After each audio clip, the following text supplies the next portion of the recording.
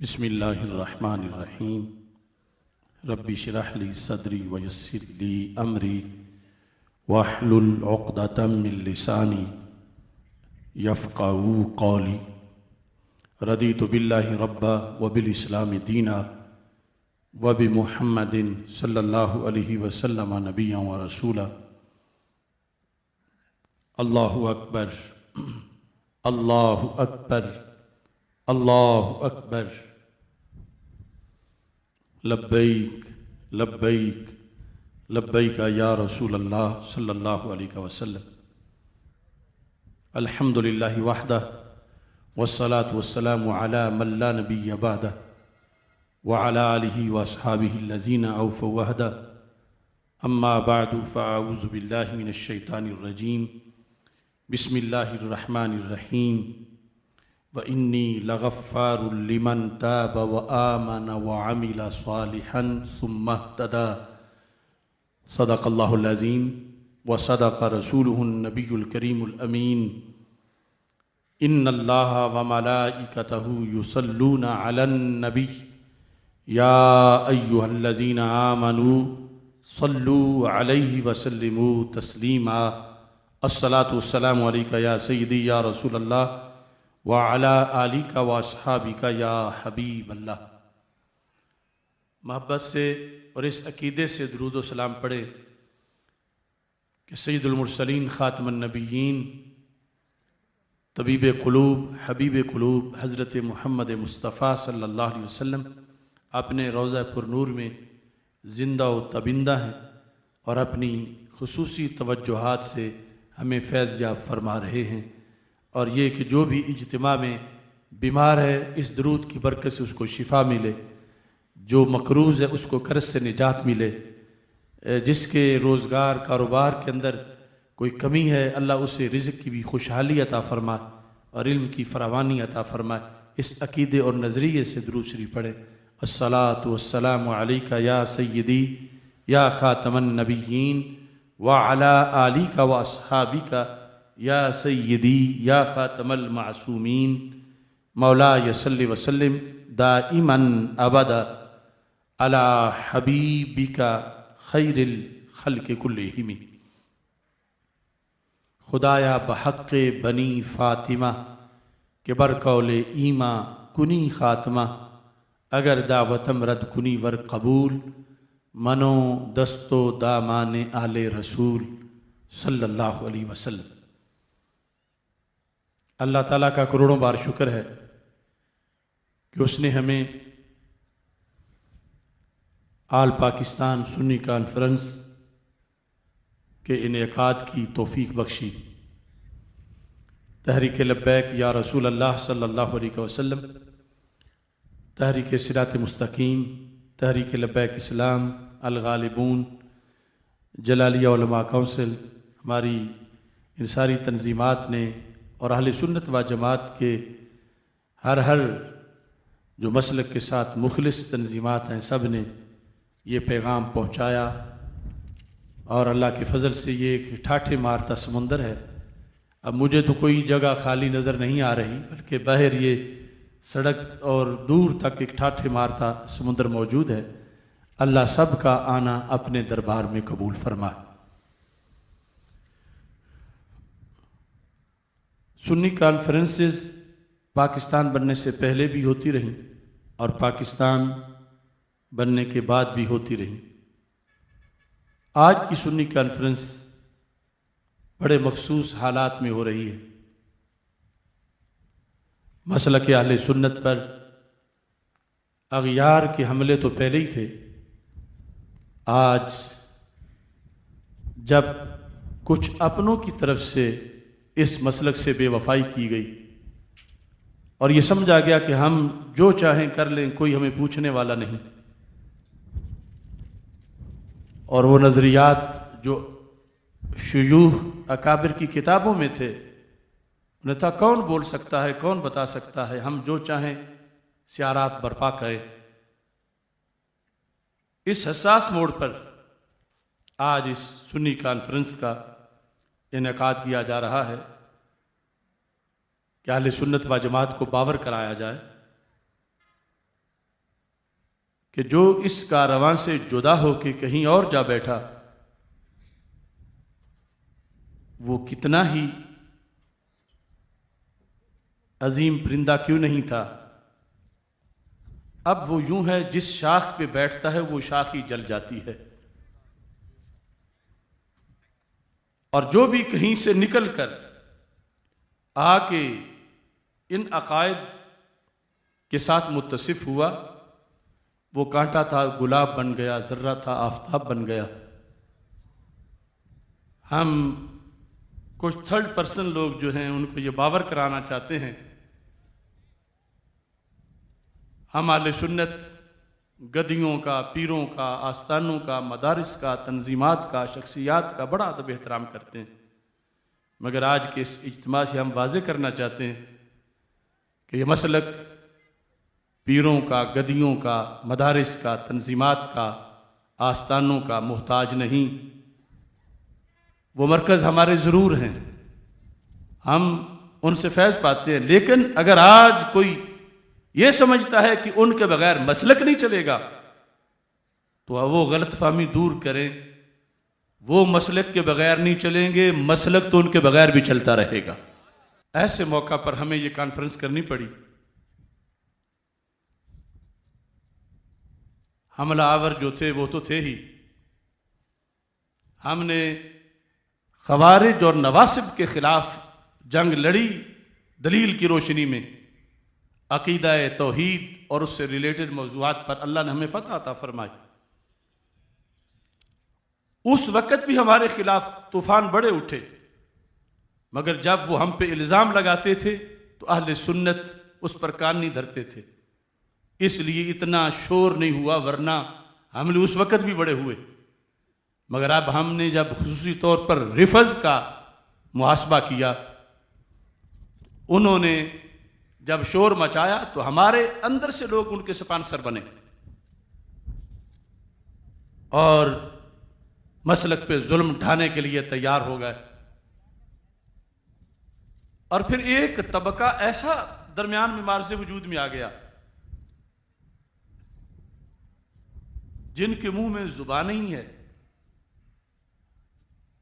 علم رکھتے ہیں کہ شیخ الحدیث ہیں، پیر طریقت ہیں، لیڈر ہیں، اور یہ مانتے ہیں کہ ظلم ہو رہا ہے، مسلک لٹ رہا ہے، یہ مانتے ہیں، مجھے فون کر کے خود کہتے ہیں کہ تنہا تم لڑ رہے ہو، لیکن ابھی ہمارا نام نہ لینا کہ ہم بھی تمہیں صحیح کہتے ہیں۔ مجھے ایسے لوگوں سے بھی اس دین کے تحفظ کی وجہ سے شکوہ ہے، اور ان کے نام یہ شعر کر رہا ہوں۔ نگی چادر تان کے سو گئے، ہر پیر کو دیکھو، ایک تو وہ بی ٹیم ہے روافظ کی، ایک خود روافظ ہیں،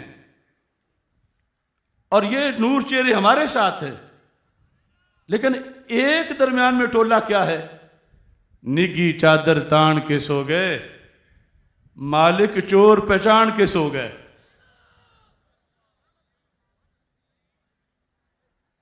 اگر ہم اپنی پھالیے والی پنجابی میں پڑھیں تو نگی چادر تان کے سہ گئے، نگی چادر تان کے سہ گئے، مالک چور پہچان کے سہ گئے، لٹن والیاں رج کے لٹیا، جاگن والے جان کے سو گئے۔ یہ جب مسلک پہ حالات بیت رہے تھے تو ہم نے دل جلا کے سر بام رکھ دیا۔ آج بھی ان کو دعوت ہے، وہ لا تعلقی ٹولہ جن کی وجہ سے مسلک اہل سنت پہ روزانہ حملے ہو رہے ہیں، وہ حملہ کرنے والے بھی مجرم ہیں، وہ تو مجرم ہی ہیں۔ یہ کس مرض کا علاج ہے؟ ان کی مسند تدریس، ان کی مسند طریقت، ان کے آستانے دیکھ رہے ہیں کہ ڈاکو لوٹ رہے ہیں، مگر ان کا شعار یہی ہے کہ نگی چادر تان کے سینگے، مالک چور پہچان کے سینگے، لٹن والیاں رج کے لٹیا، جاگن والے جان کے سینگے۔ لیکن بریلی شریف اور داتا کے ملنگوں نے کہا فکری دیوانے، وہ ملنگ نہیں بہیا، ادھر آ پیارے ہنر آزمائیں، تو تیر آزما ہم جگر آزمائیں۔ آج کا یہ اجتماع صرف میں منظر چاہوں کہ بیان کروں ان چہروں کا، ان چہروں کا، ان چہروں کا، اور ان چہروں کا، ان چہروں کا۔ کیا مدینہ سے صبا آئی کے پھولوں میں حیا، کچھ نہیں بو بھینی بھینی پیاری پیاری واہ واہ۔ جہاں مکس ہوتا ہے، نور کے ساتھ ظلمت بھی آئی ہوئی ہوتی ہے، وہاں نفست چھائی ہوئی ہوتی ہے، اور جہاں پیور نورانیت ہوتی ہے اس کا منظر کچھ اور ہی ہوتا ہے۔ الابانہ میں جلد نمبر 1 میں ایک حقیقت لکھی ہے، صفحہ نمبر 94 پہ، اس سے میں گفتگو کا آغاز کر رہا ہوں، مجمع کے لحاظ سے اور سٹیج کے لحاظ سے۔ عن ابن عباس رضی اللہ تعالی عنہ قال النظر فی المصحف عبادت، مصحف قرآن مجید کھول کے دیکھنا عبادت ہے، اور اس کے علاوہ آپ نے وہ حدیث تو سنی رکھی ہے، النظر الی وجہ علی عبادت، مولا علی رضی اللہ تعالیٰ عنہ کے چہرے کو دیکھنا عبادت ہے۔ لیکن یہاں جو حضرت عبداللہ بن عباس بتا رہے ہیں، کہتے ہیں النظر فی المصحف عبادہ والنظر الی الرجل من اہل السنہ، کسی سنی کا چہرہ دیکھنا۔ میں آج کل کے مفتی کی بات نہیں کر رہا، میں صحابہ کے مفتی اعظم کی بات کر رہا ہوں۔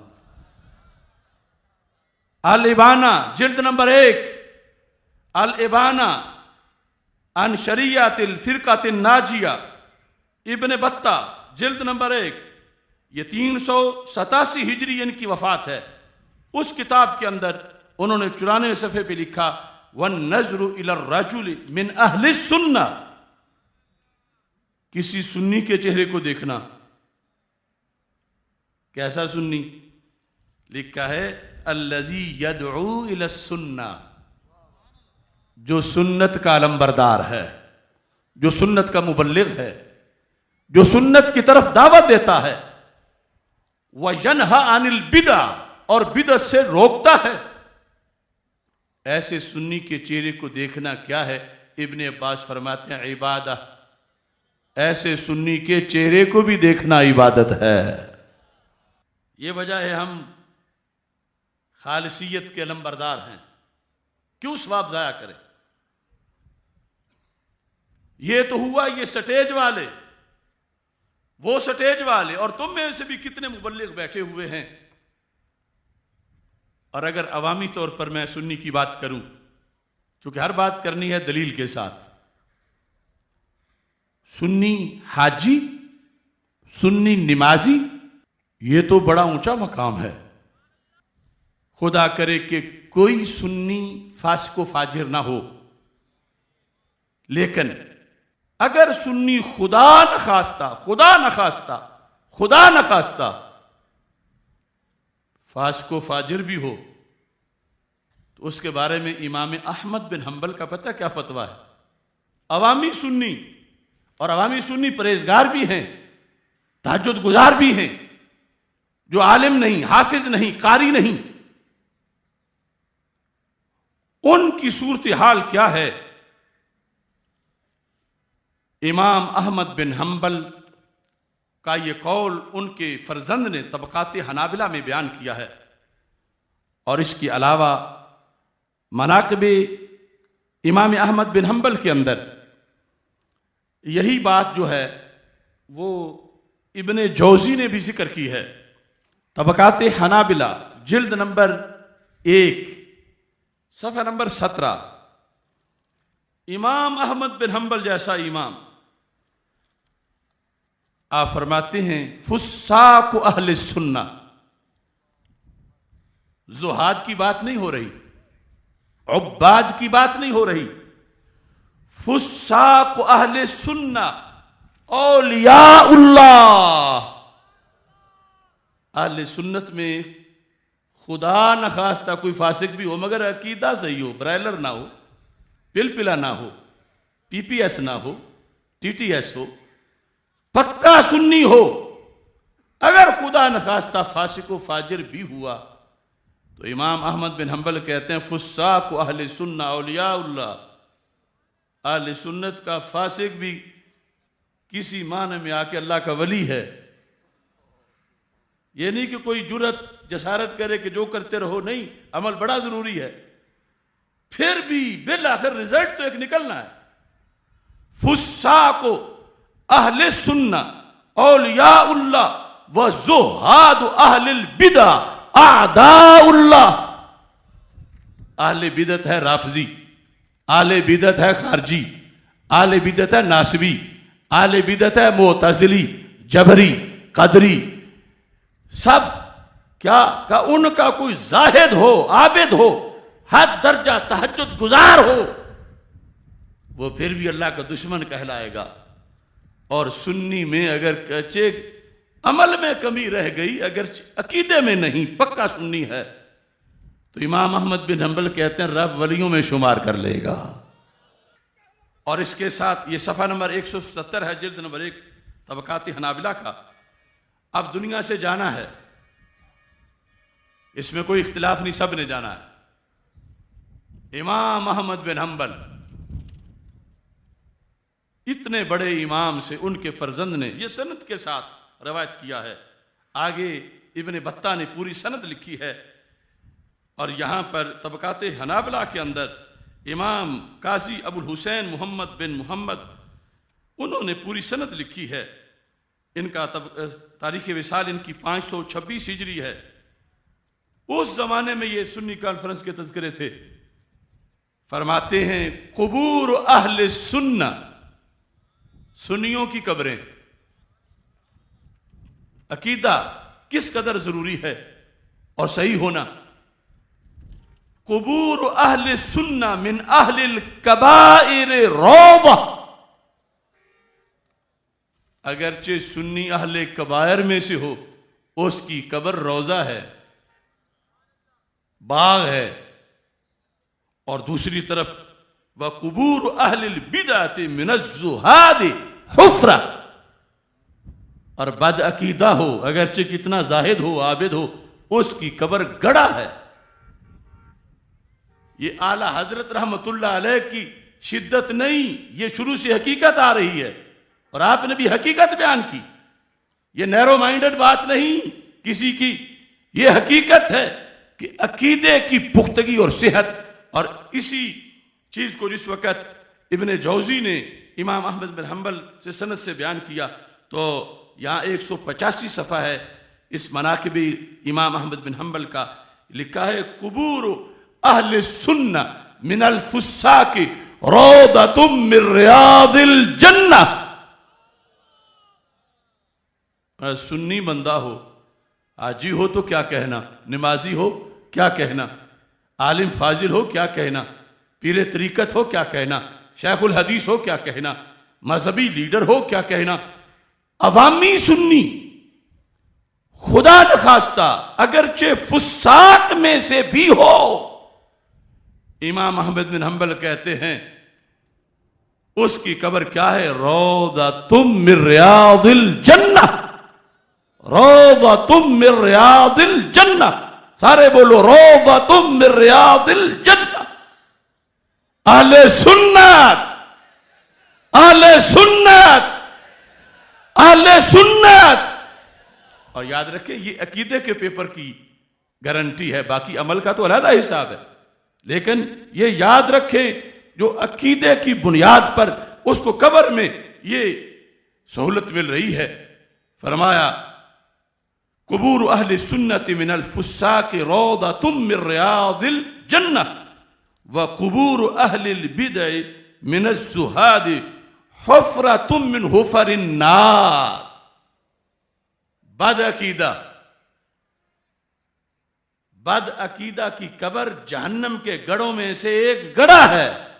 اہل سنت زہاد تو اپنی رہے اپنی جگہ، جو بد عقیدہ زاہد بھی ہو، کیونکہ نیکی کا میٹر چلتا ہی تب ہے جب عقیدہ صحیح ہو. یہ شروع سے آ رہا ہے، اس پر میں ہزاروں تصریحات پیش کر سکتا ہوں.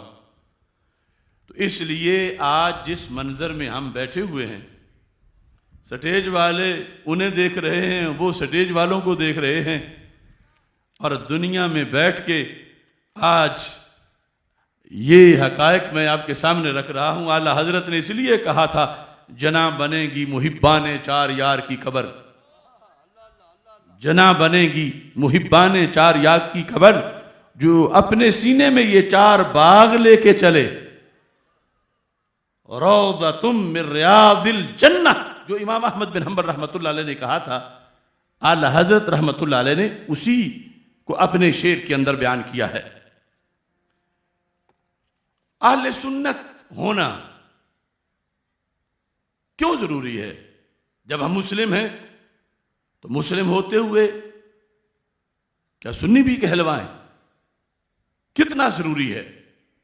اس پر میں کئی تقریریں کر چکا ہوں. اب اختصار سے یہ بتانا چاہتا ہوں کہ ابھی دور صحابہ رضی اللہ تعالیٰ عنہم تھا، جب اسلام کے اندر فرقہ واریت آئی، قدری آئے، جبری آئے، معتزلہ آئے، خوارج آئے، روافض آئے، نواسب آئے. نام وہ بھی اسلام کے لے رہے تھے اور اکثر کلمہ بھی یہی پڑھ رہے تھے. تو اس زمانے میں حق پرستوں نے گالی سے بچنے کے لیے کہ ہم وہ غلط عقیدے والے نہیں، ہمیں وہ کوئی نہ سمجھو، اپنا آپ بچایا اور سنی کہلوایا. ہمیں رافضی کوئی نہ کہے، خارجی کوئی نہ کہے، معتزلہ کوئی نہ کہے. کیوں؟ ہم سنی ہیں، کلمہ گو وہ بھی ہیں، کلمہ گو ہم بھی ہیں، مگر ہم وہ والے نہیں ہیں. یہ پہچان اس وقت صحابہ و تابعین کے ہوتے ہوئے یہ شروع ہوئی. اصل میں قرآن مجید برہان رشید کی کئی آیات کا مصداق معصور تفسیر میں اسی کے ساتھ بیان کیا گیا. جو آیت کریمہ میں نے آپ کے سامنے تلاوت کی، تفسیر در منصور کے اندر اور اس کے علاوہ الابانہ کے اندر اس کی جو تفسیر ہے وہ کیا لکھی گئی ہے؟ اللہ تعالیٰ ارشاد فرماتا ہے وَإِنِّي لَغَفَّارٌ لِمَن تَابَ، میں بہت بخشنے والا ہوں اس بندے کو جس نے توبہ کی، جس نے توبہ کی، وَآمَنَ، اور وہ ایمان لایا، وَعَمِلَ صَالِحًا، اس نے نیک کام کی، ثُمَّ اهْتَدَىٰ، ثُمَّ اهْتَدَىٰ. یہ ثُمَّ اهْتَدَىٰ کیا ہے؟ حضرت سیدنا سعید بن جبیر رضی اللہ تعالی عنہ سے سند سے یہ تفسیر در منصور میں موجود ہے، الابانہ کے اندر یہ تفسیر موجود ہے. ثم اهتدى، یہ ہے ثم استقام لفرقۃ السنۃ والجماعہ، کہ پھر ڈٹ گیا مسلک اہل سنت پہ، پکا رہا، قائم رہا. وہ ایوانہ میں لازم السنت والجماعہ، اس نے اہل سنت و جماعت کے نظریے کو پختگی سے تھامے رکھا، اس پہ قائم رہا. یہ اس زمانے میں تابعین تفسیر پڑھاتے ہوئے یہ تفسیر کر رہے تھے، اور پھر نبی اکرم نور مجسم شفیع معظم صلی اللہ علیہ وسلم کی احادیث میں جب افتراق امت کی بات کی گئی،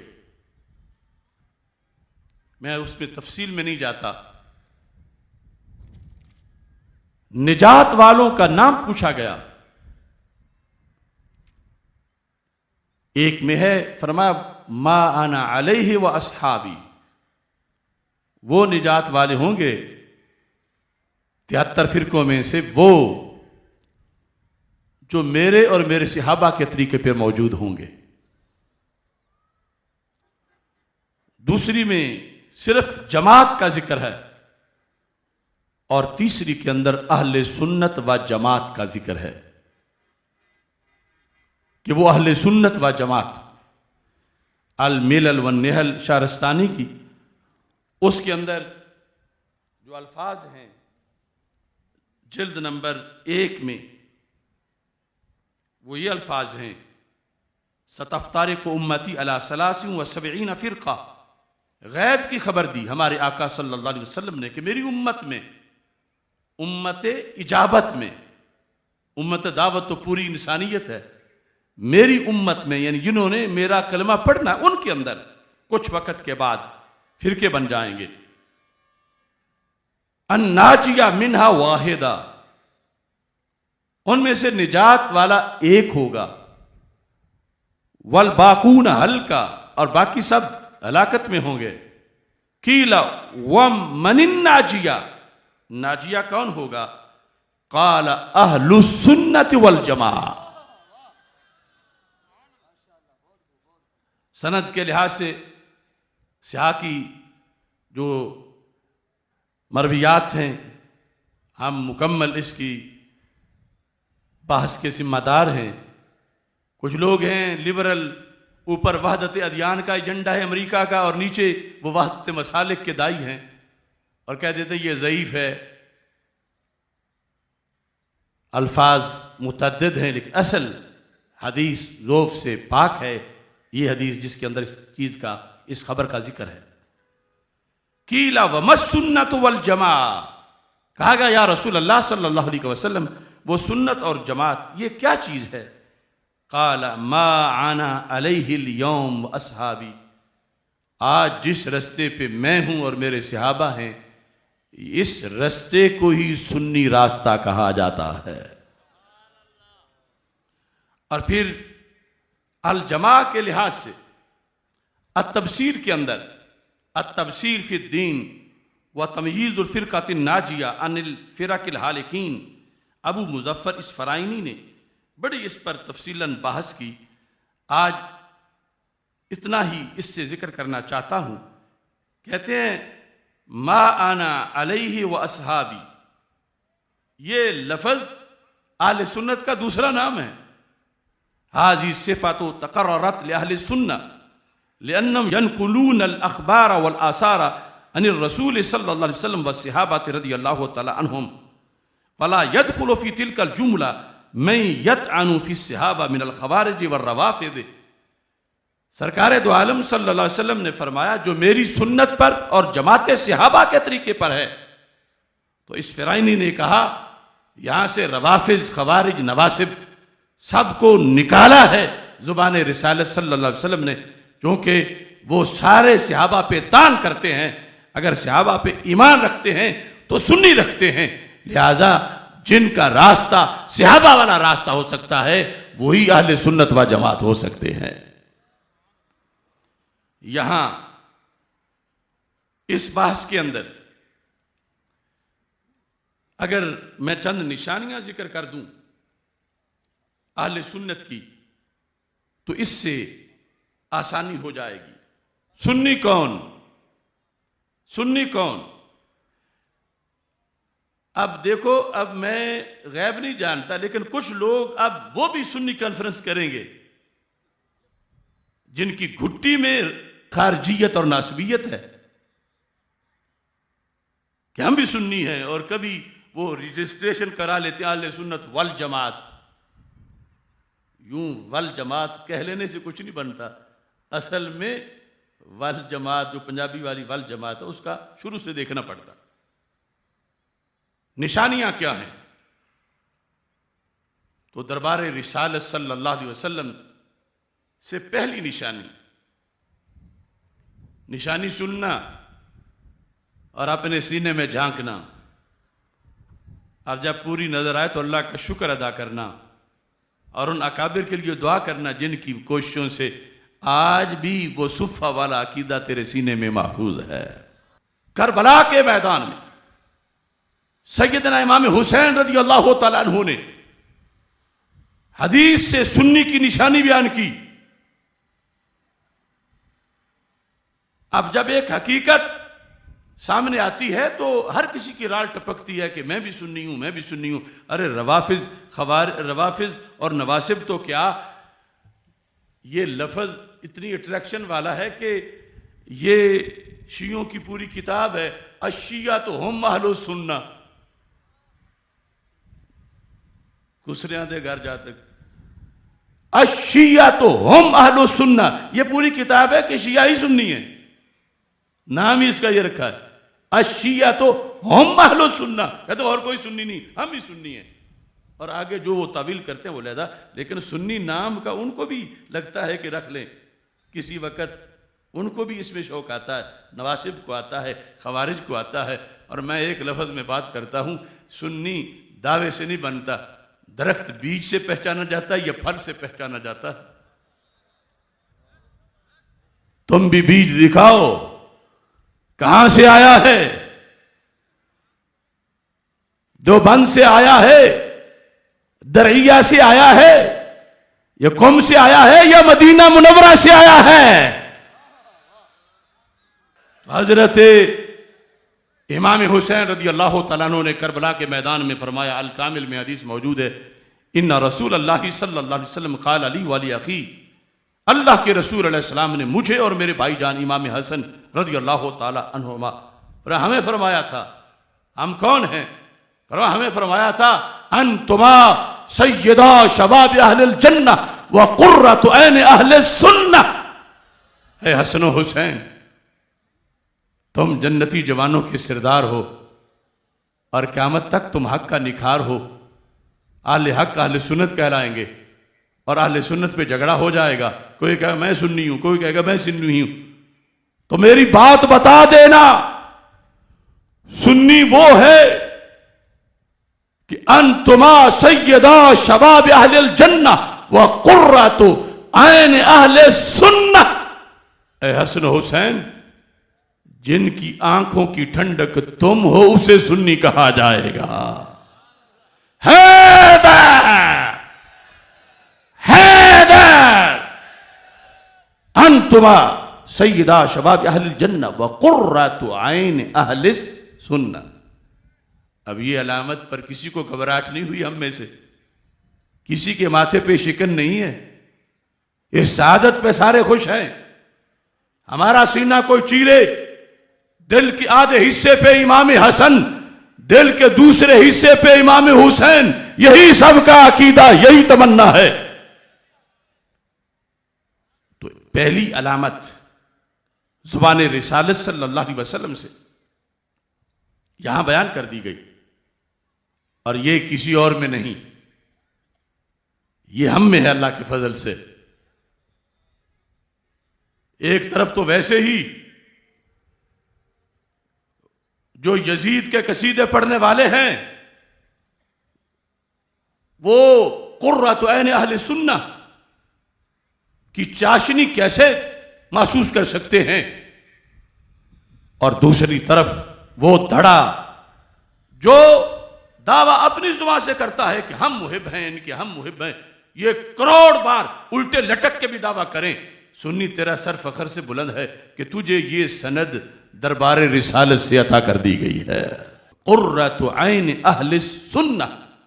اور ساتھ ہی جس وقت اس کو مزید آگے پڑھتے ہیں تو تفسیر کبیر کے اندر، اور یہی بات روافظ کی کشف الغمہ کے اندر موجود ہے، روافظ کی کشف الغمہ کی جلد نمبر 1 اور اس کے صفحہ نمبر 107 پر، اور تفسیر کبیر کی جلد نمبر 14 اس کے اندر جز ہے 27واں، وہاں یہ بات لکھی ہوئی ہے، صفحہ نمبر 167 پر کیا لکھا ہے؟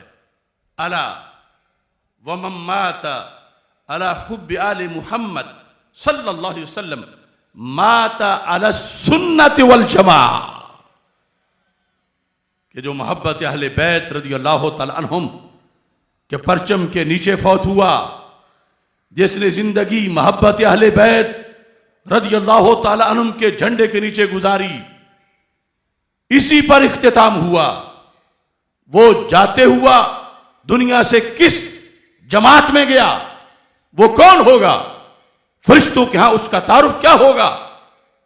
جب اس کی روح نکلے گی تو یہ فرشتوں کے ہاں بھی چرچا ہوگا کہ زمانے میں ایک جو اہل سنت و جماعت ہیں ان میں سے ایک شخص فوت ہوا اور اس کی روح جو ہے وہ آج قبض کر دی گئی ہے۔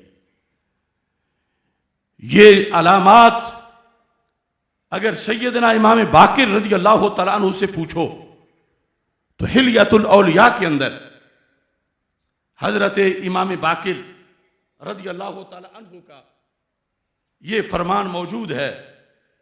سادات میں سے عظیم سید حضرت امام باقر رضی اللہ تعالیٰ عنہ بولنے لگے ہیں، یعنی ان کا پیغام میں اپنی زبان سے بولنے لگا ہوں۔ یہ امام زین العابدین ہوں یا امام باقر ہوں یا امام جعفر صادق ہوں رضی اللہ تعالیٰ عنہم، ائمہ اہل بیت مطہرین میں سے کوئی بھی ہوں، اوپر خود مولا علی ہوں، حسنین کریمین ہوں، جس کا خطبہ بھی صحیح سند سے پڑھو گے تو تجھے سنی کی یہ علامتیں ہی نظر آئیں گی۔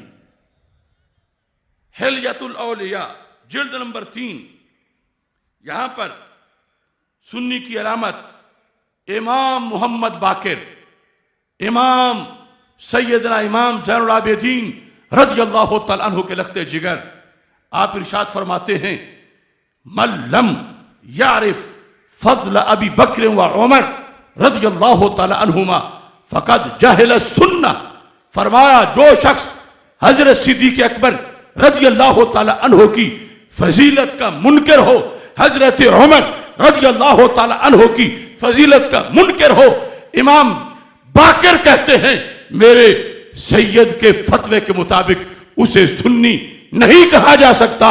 سنی وہ ہے جو محبوب کے ان شعروں کی فضیلت کو ماننے والا ہوتا ہے۔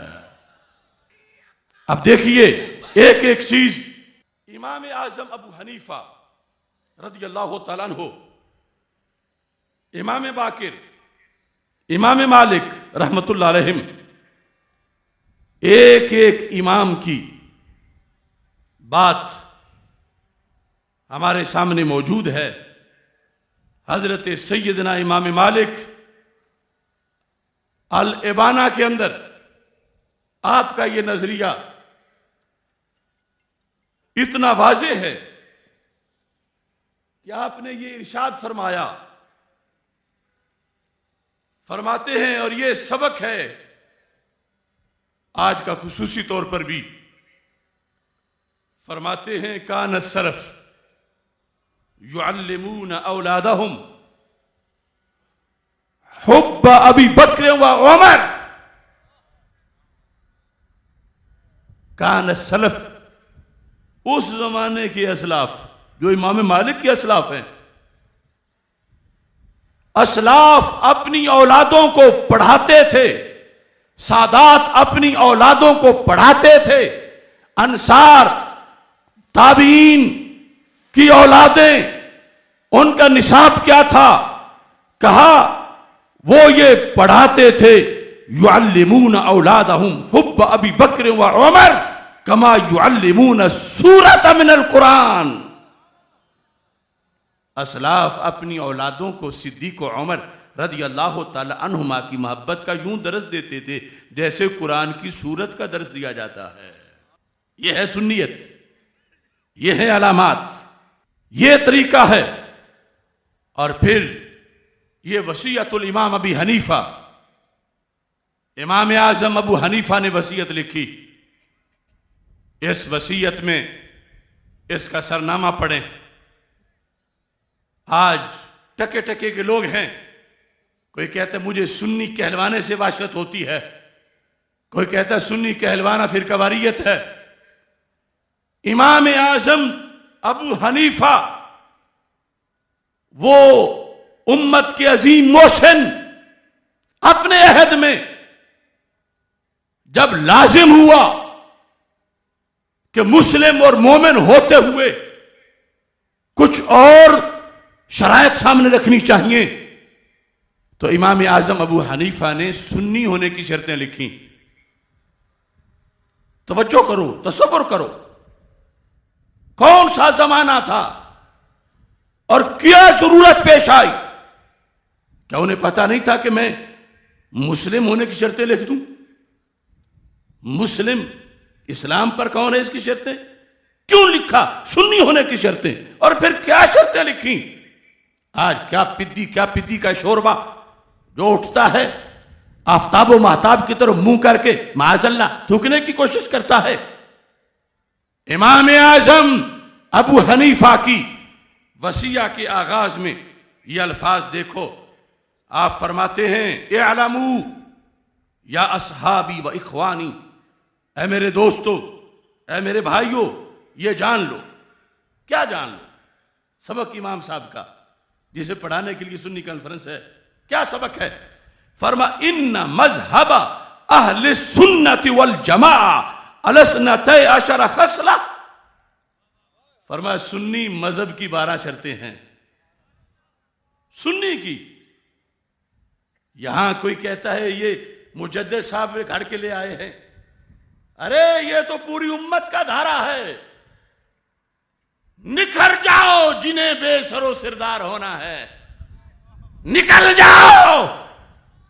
اگر اہل سنت میں رہنا ہے تو پھر یہ سب کچھ کہنا ہے۔ اعلموا یا اصحابی و اخوانی ان مذہب اہل السنت والجماعہ الاثنتئی عشر خصلہ، 12 شرطیں ہیں۔ آج کسی کو مروڑ اٹھتا ہے افضلیت صدیق اکبر ظنی ہے، یہ اجماعی نہیں۔ کیا حیثیت ہے ان پدیوں کی؟ دور تابعین میں سنیت کی جب شرطیں لکھی جا رہی تھیں، ہم تو اس پلیٹ فارم کی سنی کانفرنس کر رہے ہیں۔ کوئی ٹینچ بھاٹا لائے اپنی شریعت پیچھے سے، اپنا شجرہ نسب بتاؤ ہمیں، کہاں سے نکل کے آئے ہو؟ امام اعظم ابو حنیفہ رحمت اللہ علیہ آپ نے فرمایا فمن کان یستقیم علی ھذی الخصال لا یکون مبتدعا، جس میں یہ 12 کی 12 شرطیں ہوں گی وہ بدعتی نہیں ہے، وہ بدعتی نہیں ہے۔ ولا صاحب ہوا، وہ بدعقیدہ بھی نہیں ہے۔ جس میں یہ 12 شرطیں ہیں وہ بدعقیدہ نہیں ہے۔ ہم نے فارمیلٹی کے لیے سنی کانفرنس نہیں کی، ہر ایک نے جھانکنا ہے اپنے ضمیر میں بھی، رینو کرنا ہے سب کچھ۔ طوفانوں میں نقصان ہو جاتے ہیں لیکن سنبھلنا دیکھنا ہے اپنا آپ۔ فرمایا فمن کان یستقیم علی ھذی الخصال لا یکون مبتدعا ولا صاحب ہوا فعلیکم بھذی الخصال حتی تکونوا فی شفاعت سیدنا محمد علیہ الصلوۃ والسلام۔ میرے امام کا عقیدہ ستھرا سچا عقیدہ ہے، فرمایا جس بندے کو قیامت کے دن سرور کونین صلی اللہ علیہ وسلم کی شفاعت چاہیے وہ یہ 12 شرطیں ضرور پوری کرے، سرکار کی شفاعت لینے کے لیے، سنی بننے کے لیے، بدعتی سے اجتناب کے لیے۔ بدعتی نہیں ہوگا اگر یہ 12 شرطیں ہوں گی۔ اب آج میں روزانہ کہتا ہوں نکلو آؤ مقابلے میں، مگر یوں مرے ہوئے ہیں، سانس بھی نہیں آتی، آواز کیوں نہیں آتی؟ میری پاور نہیں، پاور ابو حنیفہ کی ہے، پاور امام جعفر صادق کی ہے، پاور قرآن و سنت کی ہے، پاور مجدد الفیصانی کی ہے، پاور امام احمد رضا بریلوی کی ہے۔ رب تعالیٰ کی قسم آئیں تو صحیح لائے 2 منٹوں میں الٹا کر کے اللہ کے فضل کی وجہ سے دکھا دیں۔ لبیک یا رسول اللہ لبیک لبیک لبیک یا رسول اللہ لبیک لبیک لبیک یا رسول اللہ لبیک لبیک لبیک یا رسول اللہ لبیک لبیک لبیک. لبرل کہتا ہے کہ یہ سنی ہونا کیا ہوتا ہے، چونکہ پلے کچھ نہیں اور وعید خود پہ ہی آئے گی، تو سنی ہونا کیا ہوتا ہے؟ ارے سنی ہونا یہ ہوتا ہے، یہ ہمارا شجرہ نسب ہے. اے امت کی فصلوں کی جڑی بوٹیوں، یہ ہے مکی مدنی پنیری کا باغ. امام اعظم ابو حنیفہ رحمۃ اللہ علیہ نے، میں صرف ایک شرط پڑھ کے سنا دیتا ہوں 12 میں سے. 12ویں کے نام کی 12 لکھی اور 5 تن پاک کے نام کی 5ویں کیا لکھی؟ کہتے الخامس نقر بأن افضل هذه الامة بعد نبینا محمد صلی اللہ علیہ وسلم ابو بکر صدیق رضی اللہ تعالیٰ عنہ.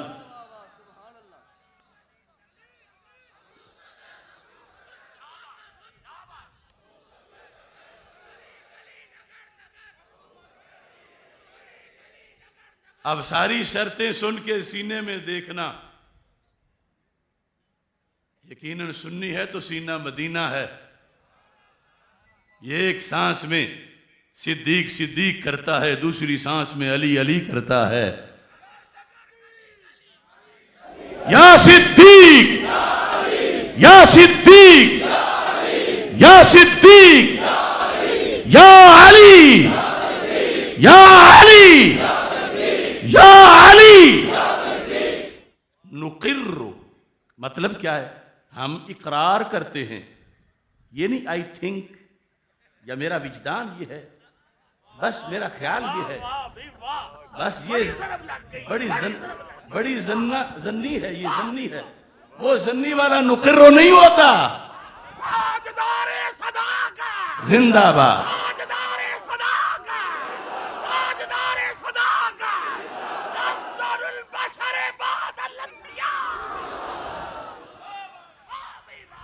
اس واسطے اسلاف سکھاتے تھے صدیق و عمر کا پیار صورتوں کی طرح کہ یہ معیار حق ہے.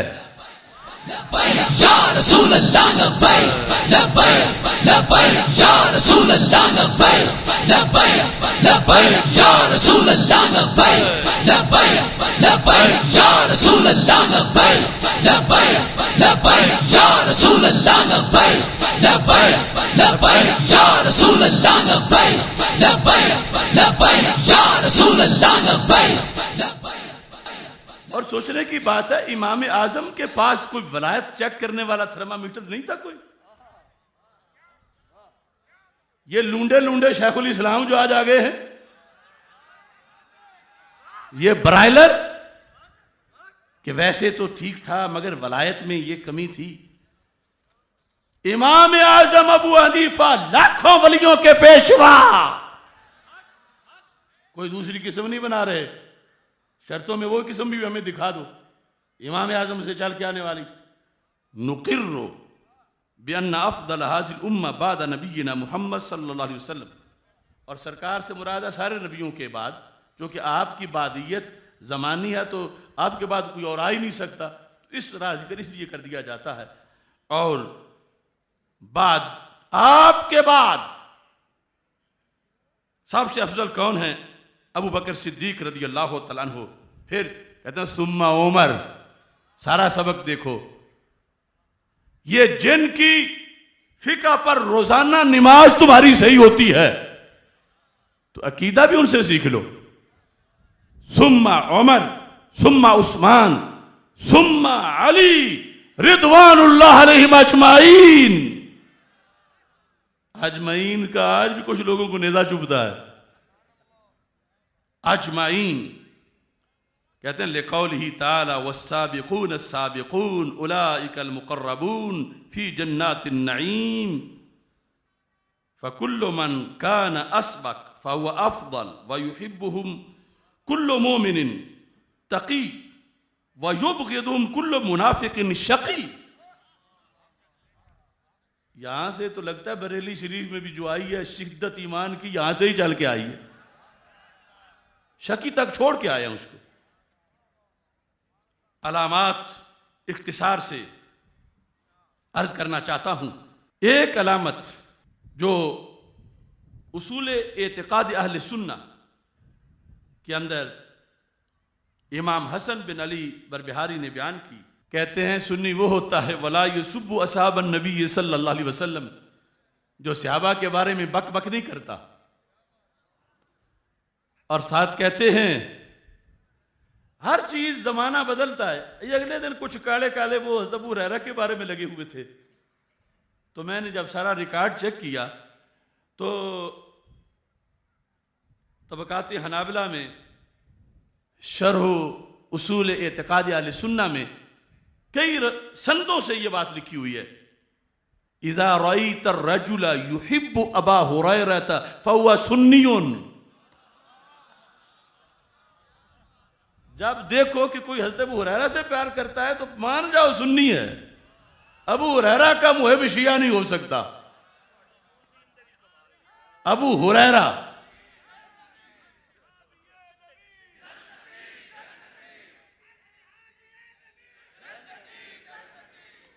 حضرت ابو ہریرہ اور حضرت اسید رضی اللہ تعالی عنہ سے جو محبت کرتا ہے وہ سنی ہوتا ہے۔ اور کبھی یہ ہوتا ہے کہ سنی کا تب بھی پتہ چلتا ہے کہ یہ سنی ہے، کسی اور دوسرے اس کو کیا کہتے ہیں، یہ بھی بڑی پتہ کی بات ہے کہ کسی کو سنی پہچاننے کے لیے یہ بھی تاریخ کی صدیوں میں کہ اسے رافضی کیا کہتے ہیں، یہ بھی حوالے ہیں میرے پاس اتنے کہ جس بندے کو رافضی ناسبی کہیں وہ پکا سنی ہوتا ہے، رافضی اسے ناسبی کہیں۔ ایک تو ہے نا وہ خود جو رافضی ہیں ناسبی ہیں، نہیں جسے رافضی ناسبی کہیں وہ بندہ سنی ہوتا ہے، جسے رافضی پتہ چلا سنی بننے کے لیے رافضیوں سے ناسبی کہلوانا بھی ضروری ہے۔ الحمدللہ ہماری شرط پوری ہے، سب کی شرط۔ آج کئی کیڑے مکوڑے ڈس رہے ہیں اپنے ہاتھوں کے، او خارجی اکٹھے ہو گئے، ناسبی اکٹھے ہو گئے، قل موتوا بغیظکم۔ یہ تو مدینہ منورہ میں پتہ چل رہا ہے کہ کون اکٹھے ہیں۔ سنی کی شرط یہ ہے کہ اسے رافضی ناسبی کہیں، سنی کی۔ ارے کتنے حوالہ جات اس پر میں مختلف صدیوں سے آپ کے سامنے پیش کر سکتا ہوں۔ طبقات حنابلہ میں جلد نمبر 2 صفحہ نمبر 32 پر کہتے ہیں اذا سمعت الرجل یقول فلان ناسبی فاعلم انہ رافضی، جو بات بات پر تانے دے رافضی کے یہ رافضی ہیں، جان لو پکا رافضی ہے۔ جو دوسروں کو ناسبی کے تانے دے رہا ہے جان لو وہ پکا رافضی ہے خود، اور ساتھ جو ہے یہ ابو زرع کے اعتقاد کے اندر الجامع میں صفحہ نمبر 526 پر لکھا ہے کہ یہ صورتحال اس انداز کی ہے، اما الرافضہ فإنہم یسمون اہل السنت ناسبہ، کہ رافضی وہ ہوتے ہیں جو سنیوں کو ناسبی کہیں، رافضی وہ ہیں جو سنیوں کو ناسبی کہیں۔ تو سنیوں کو ناسبی کہنا یہ رافضیوں کی پرانی بات ہے، پرانا شعار ہے، اور یہ الجامع کے اندر اس کے جو حوالہ جات ہیں میں آپ کے سامنے عرض کر رہا ہوں۔ الجامع یہ ہے، الجامع فی عقائد و رسائل اہل سنہ، اس کے اندر لکھا ہے حرب بن اسماعیل کرمانی کا عقیدہ، 280 ہجری میں وفات ہے حرب بن اسماعیل کرمانی کی، اس زمانے میں 280 ہجری میں وفات ہے۔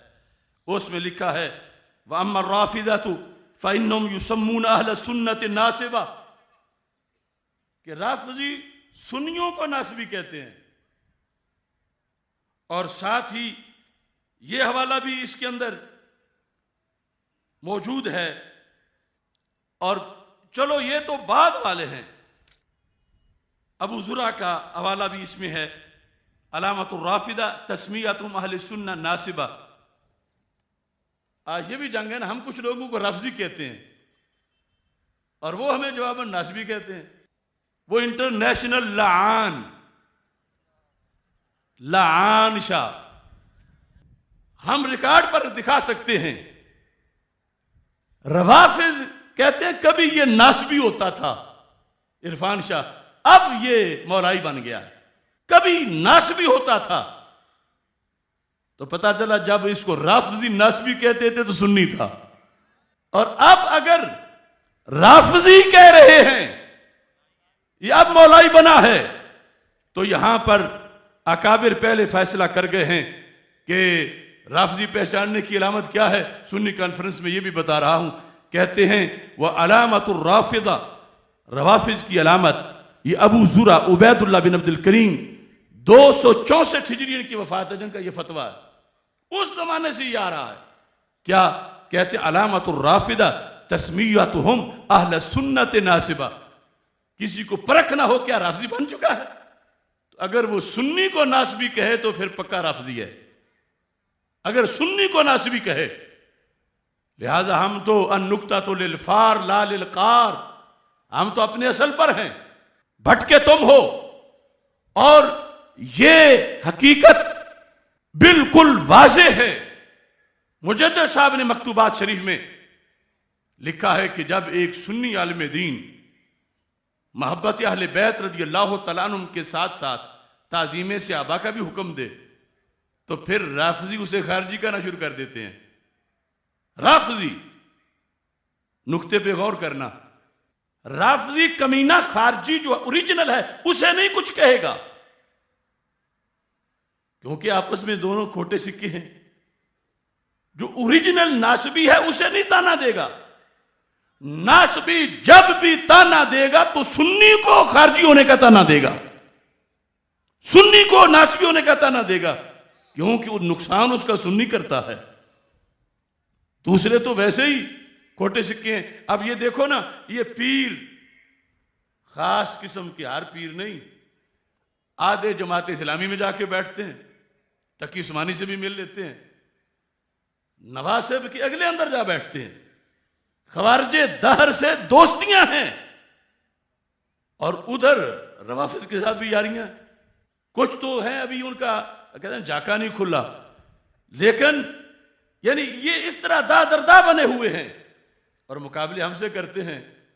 ارے 1 منٹ بولنے کے لیے 50 سالہ کتاب زندگی کی ستھری چاہیے۔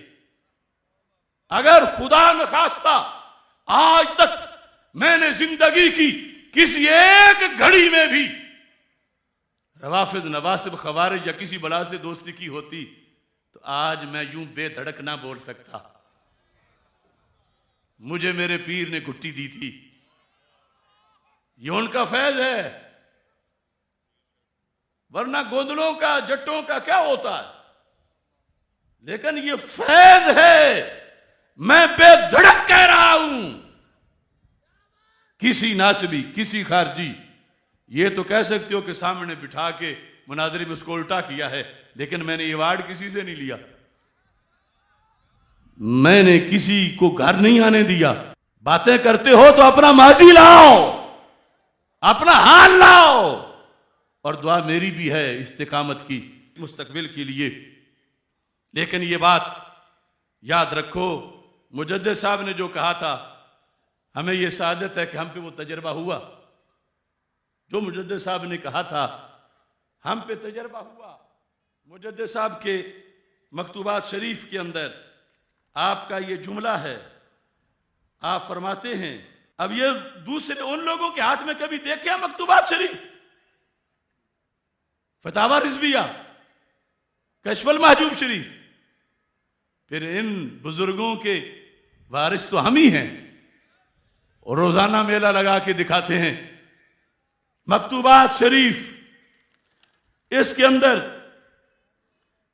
صفحہ نمبر 77 پر یہ لفظ موجود ہیں، بسیار را از علماء کرام اہل سنت کہ منع از افراط محبت می نمائند و در تعظیم و توقیر حضرات خلفائے ثلاثہ می کوشند خوارج می دانند کہ جو علماء اہل سنت میں سے محبت اہل بیت رضی اللہ تعالیٰ عنہ کے ساتھ ساتھ خلفائے ثلاثہ کی تعظیم کا بھی سبق دیتا ہے، مجدد صاحب کہتے ہیں روافض اسے خارجی کہنا شروع کر دیتے ہیں، یہ تو ہے خارجی، یہ تو ہے خارجی۔ میاں تنویر صاحب ہمیں سعادت حاصل ہے، مجددی ہیں، آپ کو ہم سب کو سب پر الزام آیا تو مجدد صاحب لکھ گئے ہیں، یہ مکتوبات کے ساتھ یہ فتاوی رضویہ ہے، میرے امام نے کہا سنیوں کو خارجی کہنا یہ روافض کا شعار ہے۔ صاحب آتا نہیں تو یہ خارجی ہے، چھوڑو اس کو، ان کو پتا خارجی گالی ہے، اور ایسے بندے پر الزام لگاؤ جو سچا ہے اور الزام لگا کہ اس کو متنازع بناؤ۔ یہ تھی ساری سازش، ورنہ تقدس اور ناموس پہ پہرے دینے ہوں تو موقع بڑے تھے اس ملک میں، گالیاں اللہ کو بھی دی گئیں، ان شیروں میں سے کوئی نہیں نکلا۔ ارے جب شیطان تاثیر والا معاملہ تھا کہاں مر گئے تھے یہ سارے؟ اپنے رسول علیہ السلام کی عزت و ناموس کا مسئلہ تھا، کوئی کہیں کا ویزا لے گیا، کوئی کہیں نکل گیا، کسی کی کوئی پالیسی تھی، کسی کی کوئی مصلحت تھی، آج بلوں سے نکل آئے ہیں۔ کچھ لوگ کہتے ہیں چلو توہین ناموس رسالت مسئلہ بڑا ہے، مگر سیدہ پاک رضی اللہ تعالی عنہا والا مسئلہ بڑا ہی سیریس ہے۔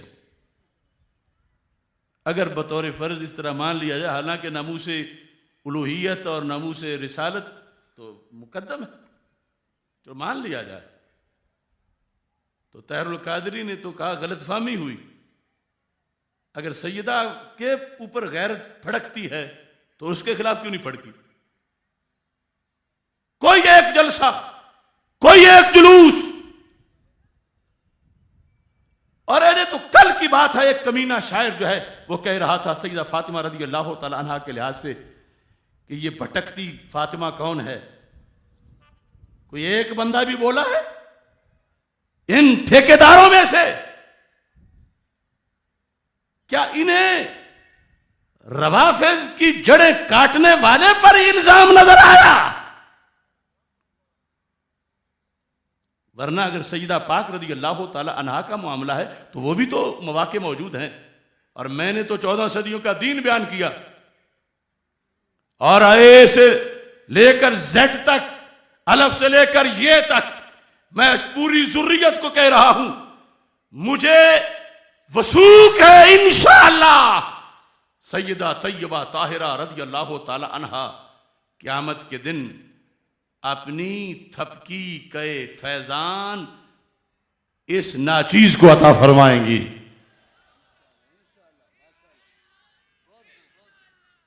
میں نے مسلک بچایا، یہ تو من گھڑت قصے کہانیوں پہ چلتے ہوئے ریفز کا گھڑا ہوا فلسفہ لے کے بہ گئے۔ میں بتاتا ہوں، لاؤ ان کو کسی کو پکڑ کے سامنے، کوئی کیڑا مکوڑا نہ ہو، کوئی 4 سٹے جھل لینے والا ہو، بیٹھے میرے سامنے، لائیو لائیو لائیو میں بتاؤں گا، میں نے وہ تقریر کی تھی اور میں ہی ہر جگہ نعرہ لگاتا ہوں، بے خطا بے گناہ، بے خطا بے گناہ، بے خطا بے گناہ۔ اور یاد رکھیں، یہاں جس نے ناسبی کا مجھے تانا دیا، میں کہتا ہوں کبھی تم بھی ہوتے تھے ناسبی، تمہیں یاد ہو کہ نہ یاد ہو۔ کہ بلا مفتی صاحب بھی کراچی سے تشریف لے آئے ہیں، کبھی تم بھی ہوتے تھے لعان شاہ۔ میں اتنا ادب کرتا ہوں، کسی نے ایک لفظ بھی مجھے پڑھایا،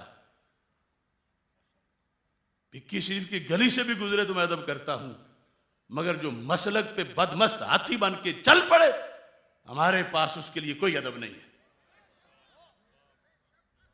کبھی تم بھی ہوتے تھے ناسبی، تجھے یاد ہو کہ نہ یاد ہو، یہی تجھ کو کہتے تھے رافضی، تجھے یاد ہو کہ نہ یاد ہو۔ بیٹھ کے سن میری غزلیں آج، میں نے تو تیری بڑی منقبتیں سوچی ہوئی تھی، کاش کہ وہ وقت آتا، اور اب بھی اللہ تجھے توبہ کی توفیق دے دے۔ تیرے کیا وہ عہد و پیمان تھے جو رضا کی خاطر بیان تھے، تیرے کیا وہ عہد و پیمان تھے مفتی اسحاق صاحب، تیرے کیا وہ عہد و پیمان تھے جو رضا کی خاطر بیان تھے، وہ تیری بڑکیں تھیں عارضی، تجھے یاد ہو کہ نہ یاد ہو۔ مولانا ضیاء المصطفیٰ منور صاحب خلیفہ ہیں ان کے، لیکن وہ مسلک کو چھوڑ گئے تو یہ خلافت ان کے گھر چھوڑا۔ یہ علوی صاحب کتنے لوگ ہیں جو چھوڑ کے آ گئے ہیں، اور اگر یہ پیر باز نہ آئے تو پھر ایک دوسرے کو انہوں نے مرید کرنا ہے انشاءاللہ، کوئی سنی ان کے ہتھے نہیں چڑھے گا۔ تیرے کیا وہ عہد و پیمان تھے جو رضا کی خاطر بیان تھے، فکر رضا فکر رضا فکر رضا، اب کبھی زبان پہ آیا لفظ؟ کبھی بھول کے بھی؟ تیرے کیا وہ عہد و پیمان تھے جو رضا کی خاطر بیان تھے، وہ تیری بڑکیں تھیں عارضی، تجھے یاد ہو کہ نہ یاد ہو، جن پہ غصے میں تو رہا تھوکتا، اب انہی کو ہی ہے یا چاٹتا، جن پہ غصے میں تو رہا تھوکتا، اب ان کو ہی ہے تو آ چومتا، تیری کیا ادائیں ہیں دوغلی، تجھے یاد ہو کہ نہ یاد ہو، نہ پاس تجھ کو آبا کا ہے، تھوڑا سا حافظ الحدیث رحمت اللہ علیہ، تھوڑا سا مولانا محمد نواز گیلانی رحمت اللہ علیہ، اپنے اساتذہ کا، نہ پاس تجھ کو آبا کا ہے، نہ دین و فکر رضا کا ہے، تیری دشمنوں سے ہے دوستی، تجھے یاد ہو کہ نہ یاد ہو، تیری دشمنوں سے ہے دوستی، تجھے یاد ہو کہ نہ یاد ہو۔ اور ہمارا جرم کیا ہے یہ ذہن میں رکھو، ہمارا جرم یہ ہے کہ ہم نے بڑی تحقیق کے بعد دیکھا کہ اندھیرے میں کچھ چور، پنجابی نے سن لائی ہوئی نا، مسلک اہل سنت کو نقب لگا رہے وہ، اور پھر وہاں بلب کیسے لگایا جائے تاکہ وہ چوری نہ کریں اور حفاظت ہو جائے۔ بڑی ریسرچ کے بعد ہمیں پتہ چلا کہ ہمارے معاشرے میں شریعت کی جو تبلیغ ہے وہ ادھوری ہو رہی ہے۔ ظاہر ہے کہ کوئی نسخہ آدھا بتائیں آدھا نہ بتائیں تو اس کے آگے اثرات پھر ویسے ہی ہوں گے۔ ہمارے آقا صلی اللہ علیہ وسلم نے حضرت مولا علی رضی اللہ تعالی عنہ کو فرمایا تھا فی کا مثل من عیسیٰ، اس حدیث کے اندر عیسیٰ علیہ السلام آپ نے فرمایا علی تمہارے اندر حضرت عیسیٰ علیہ السلام والی جھلک ہے، ان کے بارے میں 2 دھڑے مارے گئے، ایک پیار میں مارا گیا، دوسرا بغض میں مارا گیا، اور نجات انہوں نے پائی جنہوں نے پیار کیا بغض نہیں کیا، مگر پیار شریعت سے پوچھ کے کیا۔ ہمارے ملک میں اس وقت روئے زمین پر بڑے بڑے آستانوں پر محافل میں بغض اہل بیت اور بغض علی رضی اللہ تعالی عنہ کے خلاف تو بولا جاتا ہے اور فرض ہے بولنا، مگر جتنا نقصان بغض سے ہوتا ہے اتنا ایک محبت سے بھی ہوتا ہے۔ میرا فتویٰ نہیں، دربار رسالت کا فتویٰ ہے، مسند امام احمد میں ہے، مشکات شریف میں ہے۔ محبت کی ایک ہی قسم بتائی جا رہی ہے، محبت کرو بس جنت، محبت کرو بس جنت، محبت کرو جنت۔ سرکار نے فرمایا نہیں علی، تیری محبت میں جنت بھی ہے جہنم بھی ہے، یہ حدیث ہے۔ اور مولا علی نے فرمایا یہلک فی اثنان، میرے کچھ محب بھی جہنمی ہیں۔ یہ ایک حدیث نہیں، میں اس پر بھی متعدد کتابوں سے یہ حوالے سارے پیش کر سکتا ہوں. کئی لوگ میری محبت میں ہی اگلا قدم جہنم میں رکھیں گے. کیوں نہیں بیان کیا جاتا کہ جیسے بغض علی جہنم ہے، ایسے ہی حب علی جو شریعت کے خلاف ہے وہ بھی جہنم ہے. جنت کی ٹکٹ وہ حب علی ہے جو شریعت سے پوچھ کے کی جاتی ہے. یہ جرم ہے ہمارا. ہم کہتے ہیں سارے محب علی جنتی نہیں، کیونکہ محب علی کی دو قسمیں سرکار نے بیان کی، مولا علی نے بیان کی، مولا علی کے فتووں میں ہے. اور آج چونکہ رفض تب پروموٹ ہوتا ہے کہ یہ دھاندلی کی جائے کہ جیسی بھی ہے محبت علی تو ہے. کوئی علی کو اللہ کہہ رہا ہے، کوئی نبی کہہ رہا ہے، کوئی خلیفہ بلا فضل کہہ رہا ہے، کوئی کہہ رہا ہے. مولا علی نے کہا تھا جو کچھ میں نہیں ہوں، جس نے مجھے وہ کچھ کہا وہ علی علی کرتا، محبت علی کا دم بھرتا جہنم میں جائے گا. جنت میں جو جائے گا بغض سے سینہ خالی ہوگا، بغض علی سے سینہ خالی ہوگا، لیکن دل پیار سے بھرا ہوگا جس محبت کی شریعت اجازت دیتی ہے. اس بنیاد پر یہ ہمارا جرم ہے. اور یہ سارے جرم کرو. جرم میں قل لا تسألون اما اجرمنا کی روشنی میں یہ کہہ رہا ہوں، آیت کی روشنی میں، کہ مخاطب کے گمان میں جرم ہے. ویسے تو ہمارا جہاد ہے، ہماری شریعت کا حکم ہے، تبلیغ دین ہے، سب پہ فرض ہے. لیکن خطیبوں کی زبانوں پر، نقیبوں سب پر باقاعدہ ایک شعبہ خاموش جا رہا ہے تبلیغ کا، اور اس کی وجہ سے کالے کالے جو ہیں وہ ان کو ورگلاتے ہیں آ کر. اور ساتھ محبت علی، محبت اہل بیت رضی اللہ تعالیٰ عنہم، اس کی شرطیں ہیں. یہ میرا جرم ہے کہ میں فضائل بتاتا ہوں، ساتھ شرطیں بھی بتاتا ہوں.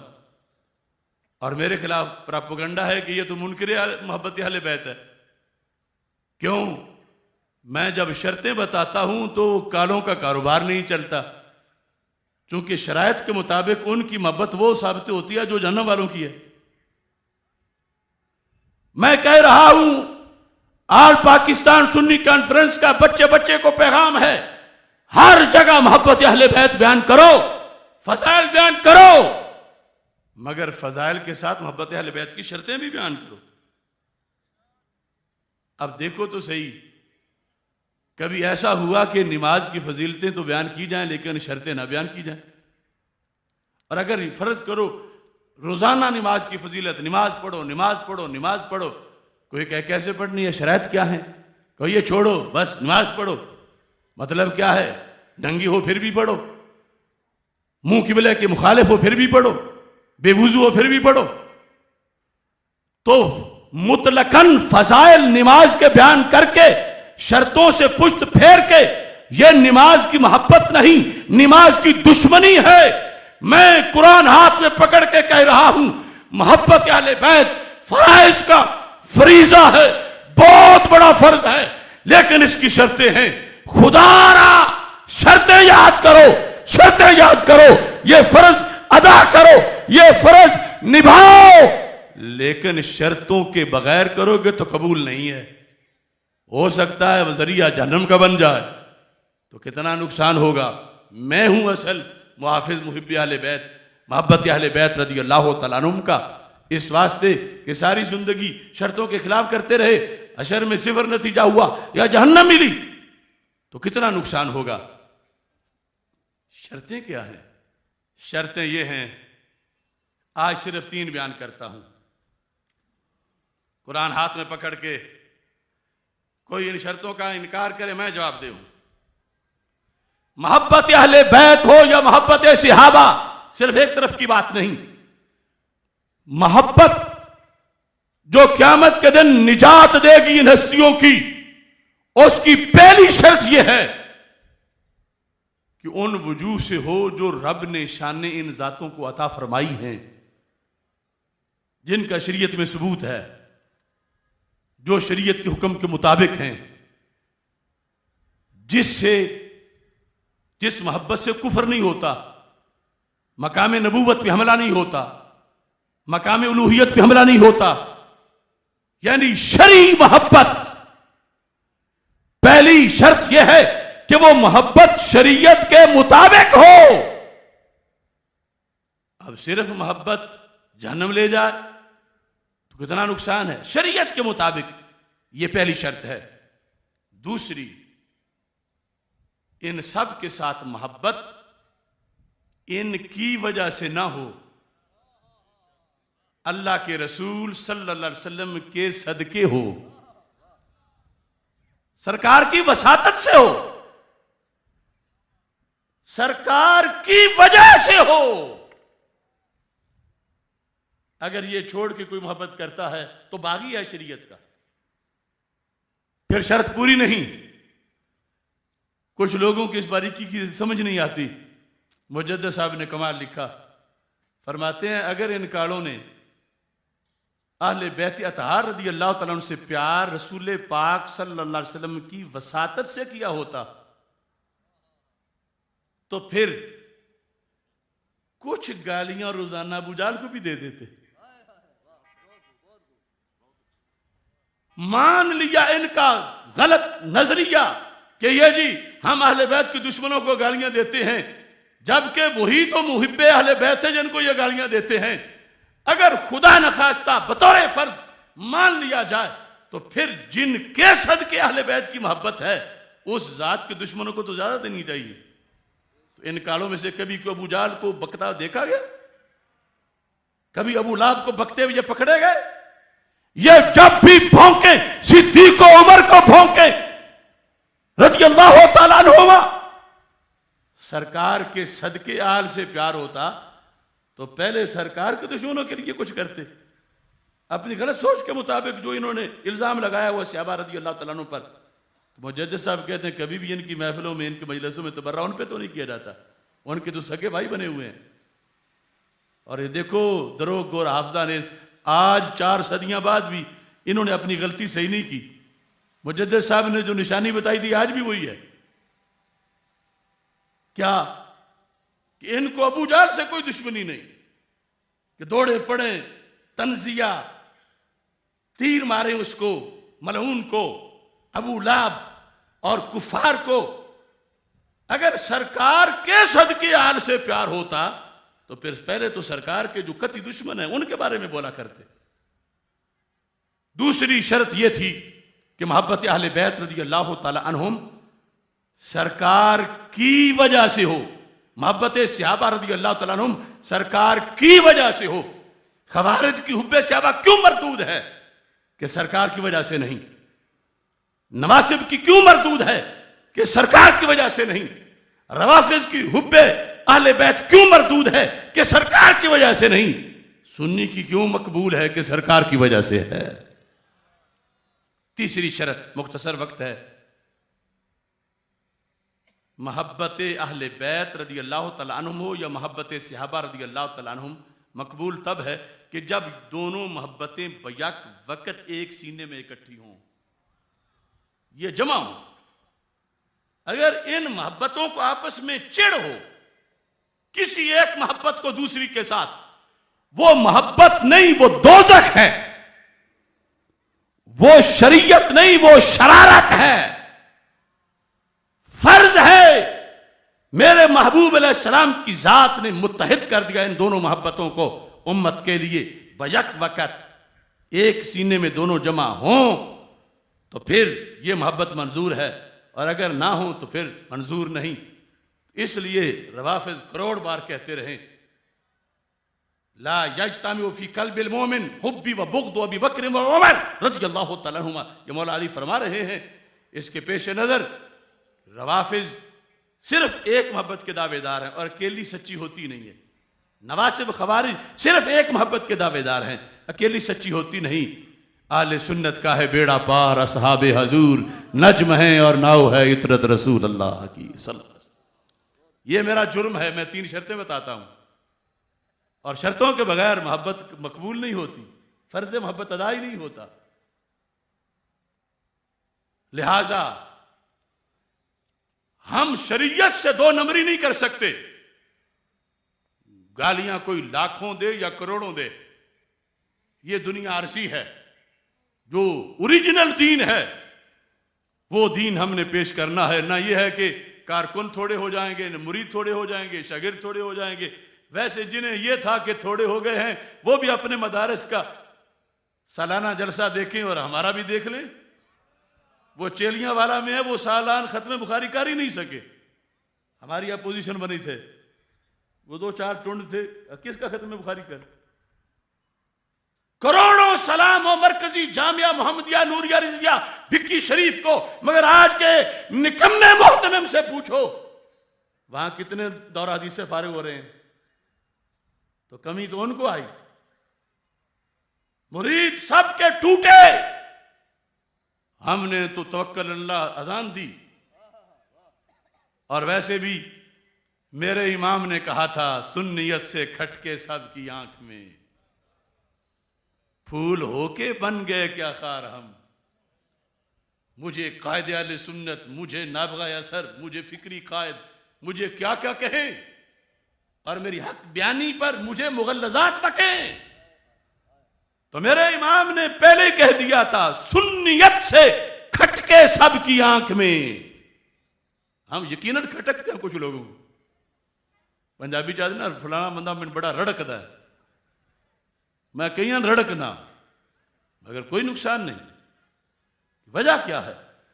سنیت سے کھٹکے سب کی آنکھ میں، پھول ہو کر بن گئے کیا خار ہم. خار تھے نہیں، خار کانٹا تھے تو پھول. مگر کوئی خار سمجھتا ہے تو ہم ضرور چبیں گے. جسے ان سے چبن ہے میں چبوں گا آخری دم تک. اعلی حضرت رحمت اللہ علیہ کے اسی شعر پر میں نے لکھا بارہا جب دیس میں چھایا سکوت. وہ جب غیر مقلدیت ایک طوفان تھا ان کی جہادی تنظیم میں، اور کیا کیا غیبانہ جنازہ سیمینار صرف ایک مسئلے پر نہیں تھا، پوری غیر مقلدیت کو ٹھوکنا مقصد تھا. قبضے ہو رہے تھے مساجد پر، آج نام و نشان نظر آتا ہے. پھر واقعہ وہ گوجرا میں 6.5 گھنٹے ریفض کے خلاف، وہ مسجد نمرہ میں مناظرہ، پھر حدود آرڈیننس، پھر غازی ممتاز حسین قادری شہید کے مسئلے پر جہاد. کوئی کسی کی ایک رات نکلوا دے تو بندے اس کا شکر کرتے ہیں. میں نے تو ان کے ساتھ 8 سال نکلوائے. میں ہی تو سامنے تھا اللہ کے فضل سے کہ لوگوں نے جا کے ان کو آستانوں سے کھینچ کے باہر نہیں کیا کہ کہتے نہیں وہ ہمارا پاس ٹھیک ہے، وہ کر رہا، ہم ساتھ ہی ہیں، ہم اس کے ساتھ ہی ہوتے ہیں، ساتھ ہی ہیں. سیر سپاٹے کرتے رہے. میں نے مشکل وقت ان کا نکالا غازی صاحب والا، ورنہ جب غازی صاحب جیل میں تھے لوگ ان کو کھینچ کے چونکوں میں رگڑتے لا کر کہ کیوں نہیں نکل رہے باہر. مجھ پہ سارے چھوڑ کے بارہا جب دیس میں چھایا سکوت، وقت مشکل میں رہے درکار ہم. سیالوی صاحب محرموں کو ہم میں چاند آیا نظر، بوئے گل تھے اور تھے گلزار ہم. یہ ماضی. محرموں کو ہم میں چاند آیا نظر، بوئے گل تھے اور تھے گلزار ہم. سنیت کی پاسبانی سے ہوئے گالیوں کے قید کے حقدار ہم. اگر ان کو کھلی چھٹی دیتے تو ہو سکتا مجھے سونے کے محل بھی بنا کے دے دیتے. میرے قائد اہل سنت پر نعرے لگا لگا کے جھومتے رہتے. بڑے بڑے نازک محاذوں پر ہم نے قائد اہل سنت لکھ کر ان کے ہاتھ میں دیا، مجھے قائد اہل سنت مت کہو مگر میں تمہیں اہل سنت سے گڑبڑ نہیں کرنے دوں گا. بارہا جب دیس میں چھایا سکوت، وقت مشکل میں رہے درکار ہم. محرموں کو ہم میں چاند آیا نظر، بوئے گل تھے اور تھے گلزار ہم. سنیت کی پاسبانی سے ہوئے گالیوں کے قید کے حقدار ہم. اب میں آپ کو ساتھ ملا کے کہہ رہا تم کوئی بات نہیں، خاک پائے خاندان اہل بیت، الفت اصحاب سے سرشار ہم. ہم غلام 4 یارو 5 تن، بندگان سید ابرار ہم. یا رسول اللہ لبیک لبیک لبیک یا رسول اللہ لبیک لبیک لبیک یا رسول اللہ لبیک لبیک لبیک یا رسول اللہ لبیک لبیک لبیک یا رسول اللہ لبیک. مولا علی رضی اللہ تعالیٰ عنہ فرماتے ہیں لَتَفْتَرِقَنَّ هَذِهِ الْأُمَّةِ. اس پر بات ختم کرنا چاہتا ہوں، مقالہ تو پھر ہمیشہ ہی لمبا ہی ہو جاتا ہے. میرا دعویٰ ہے، میں یہ قرآن ہاتھ میں پکڑ کے کہہ رہا ہوں. کیا دعویٰ ہے؟ ہم ہیں علی والے، ہم ہیں، ہم ہیں، ہم ہیں، اور ہم ہیں صدیق و عمر والے، عثمان و علی والے. آپ کا فرمان، آپ فرماتے ہیں لا تفترقن هذه الامه، یہ امت فرقوں میں بٹ جائے گی. اضلها وشرها الداعی الینا، فرمایا سارے فرقوں میں سے شریر وہ فرقہ ہے جو ہم اہل بیت کی محبت کا دعوے دار ہے. اب سوال پیدا ہوا، محبت اہل بیت کے دعوے دار کو تو جنت ملنی چاہیے، کیا ان کی کوئی علامت بتاؤ مولا علی؟ آپ فرماتے ہیں علامت ان کی یہ ہے، فرمانے لگے یشتمون ابا بکر و عمر، وہ ہماری محبت کا دعویٰ تو کرتے ہیں مگر گالیاں ابو بکر و عمر کو دیتے ہیں. پوری مخلوق کے یہ برے لوگ ہیں. ہم ہیں، ہم ہیں حیدر، حیدر، حیدر. حیدر کہنے کا بھی ایک موقع ہوتا ہے. یہ میرے سامنے بخاری شریف پڑھی ہے، وہ حضرت عبداللہ بن عمر رضی اللہ تعالیٰ عنہ سے ایک مصری ملا. حضرت عثمان غنی رضی اللہ تعالیٰ عنہ کے بارے میں کہنے لگا وہ بیت رضوان میں نہیں تھے نا؟ آپ نے فرمایا نہیں تھے. کہتا وہ بدر میں بھی نہیں تھے نا؟ آپ نہیں تھے. کہتا اللہ اکبر. آپ نے بڑا کمینہ ہے، کہا تو اللہ اکبر ہی تھا. کہا کہ اس نے سمجھا میں نے ان کو منوا لیا حضرت عثمان غنی کے خلاف. آپ نے فرمایا تعال ابین لک، ادھر آ میں تجھے بتاتا ہوں. تو نے غلط جگہ پہ اللہ اکبر کا نعرہ غلط مفہوم میں لگایا. اگرچہ اللہ اکبر تو سچا ہے، تو نے اللہ کے رسول حضرت محمد مصطفیٰ صلی اللہ علیہ وسلم کے ایک عظیم صحابی کی کمی پر خوش ہو کر جو تو کمی سمجھ رہا ہے. فرمایا بدر میں تو سرکار نے ثواب کا بھی وعدہ کیا تھا کہ تم میری شہزادی کے پاس رہو، اجر ملے گا، غنیمت بھی ملے گی. بیت رضوان میں اپنا ہاتھ رکھ کے فرمایا یہ عثمان کا ہاتھ ہے. یہ کہہ کے فرمایا اب جا، اب جا. تو میں اس پورے طبقے کو جو صحابہ کے خلاف بک بک بک بک بک بک کر کے یا تاثر کمی کا دے کے یا تان کر کے پھر حیدر حیدر کرتے ہیں، میں کہتا ہوں اس شریعت میں ان جگہوں پہ اللہ اکبر کہنا مقبول نہیں ہوتا، حیدر کہنا کیسے مقبول ہوگا؟ اگرچہ اللہ اکبر تو اللہ اکبر ہے، مگر جھوٹا بندہ اللہ اکبر کہہ کے سچا بنے، جھوٹا بندہ حیدر کہہ کے سچا بنے نہیں. ہم ان کو آخری جگہ تک چھوڑ کے آئیں گے انشاءاللہ. ہم ہیں علی والے. حیدر، حیدر، یا صدیق، یا علی، یا حسن، یا حسین. میں نے اس پر اپنی گفتگو کا اختتام کرنا ہے انشاءاللہ. دوش نبوی نے کیا تھا کس کو کعبے میں بلند. دوش نبوی نے فتح مکہ کے موقع پر دوش نبوی نے کیا تھا کس کو کعبے میں بلند. قدسیوں سے جا کے پوچھو رفعت مولا علی.